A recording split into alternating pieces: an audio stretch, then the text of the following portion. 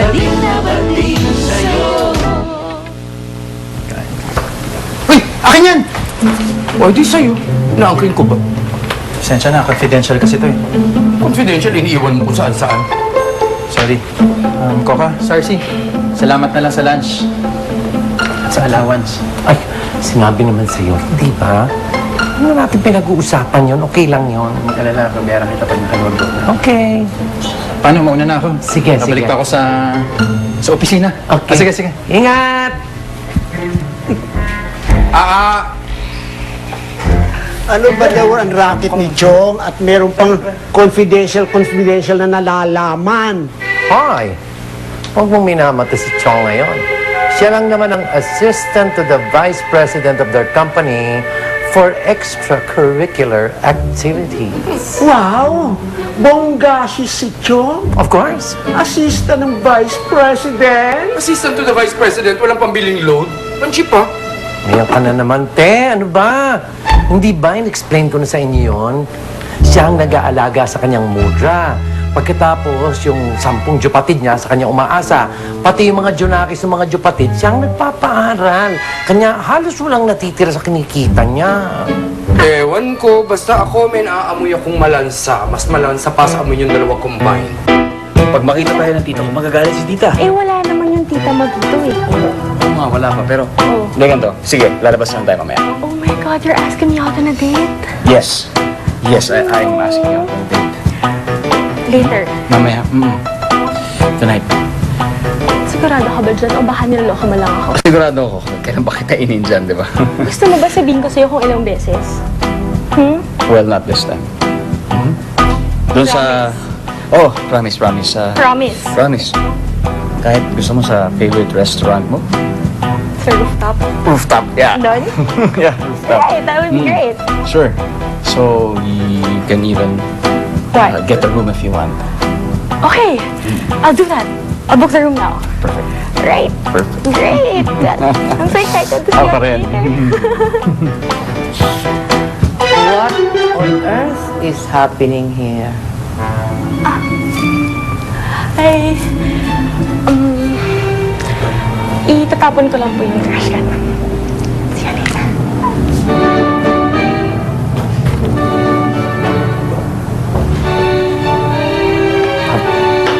Coffee?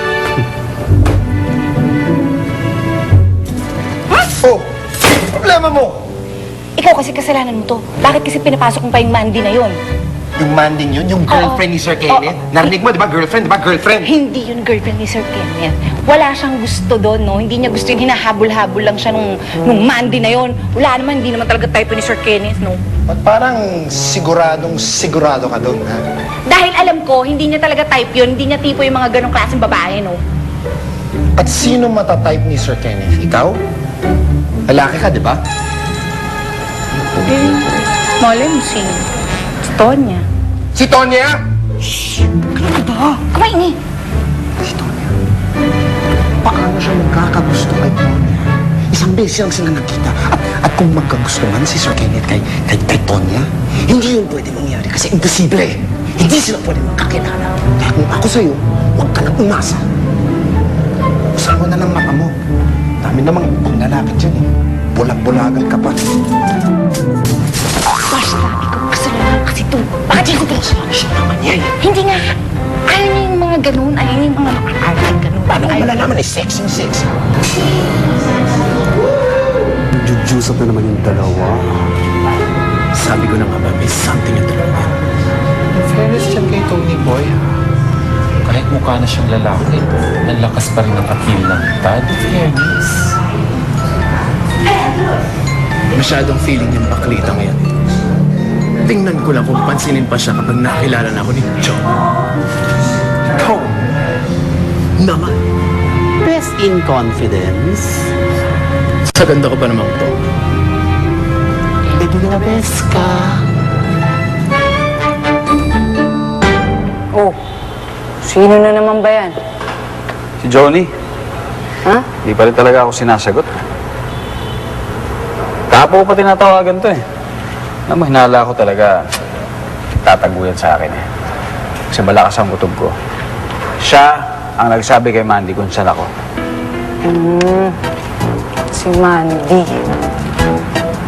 Alam mo, hindi talaga kayo bagay ng Mandy na yun. Hindi ko nga alam kung anong nakita mo doon sa babae na yun. Well, sa bagay,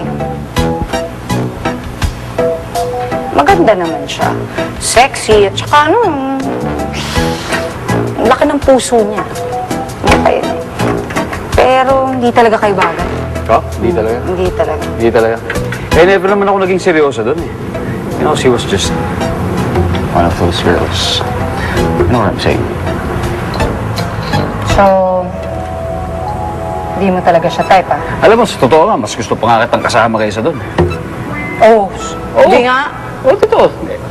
Magmula nung, ayan, pakalalaki ka na, di ba? Eh, siyempre, mas naging komportable ako sa'yo. Hindi katulad dati na naiilang ako sa'yo. Totoo, minsan, enjoy naman tayo, di ba? Masaya, di ba? Masaya, di ba? Oh. Eh, pero, Oh. sa totoo lang, ako pa rin naman to eh. Si Tonet. Kala mo lang yun. Pero hindi, para sa akin ba natin ko sa'yo? Iba na. Di ba? Talaga? Di ba, pare? Ha?